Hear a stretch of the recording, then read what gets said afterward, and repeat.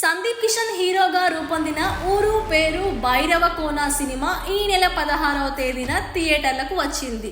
పోటీ ఎక్కువగా లేని సమయం చూసి ఈ సినిమా బరిలోకి దిగింది. విఐ ఆనంద్ దర్శకత్వం వహించిన ఈ సినిమా ఫ్యాంటసీ టచ్తో హారర్ థ్రిల్లర్ జోనర్లో కొనసాగుతోంది. వర్ష బొల్లమ్మ, కావ్య తాపర్ ముఖ్యమైన పాత్రలను పోషించారు. ఇక కథ విషయానికి వస్తే పగ ద్వేషంతో రగిలిపోయే ప్రేతాత్మలు భైరవకోన అనే గ్రామంలో బందీలవుతాయి. ఆ గ్రామంలోకి అడుగుపెట్టిన వారిని ఆ ప్రేతాత్మలు అంతం చేస్తూ ఉంటాయి. తన ప్రియురాలి ఆశయాన్ని నెరవేర్చడానికి గాను హీరో ఆ గ్రామంలోకి అడుగు పెట్టాల్సి వస్తోంది. అప్పుడు తాను ఏం చేస్తాడు అనేదే కథ. రవిశంకర్, మయం గోపి, వడి ఉక్కరసు కీలకమైన పాత్రలను పోషించారు. ఈ సినిమా విడుదలై నిన్నటితో 3 రోజులైంది. ఈ 3 రోజుల్లో ఈ సినిమా 20.30 కోట్లను వసూలు చేసింది.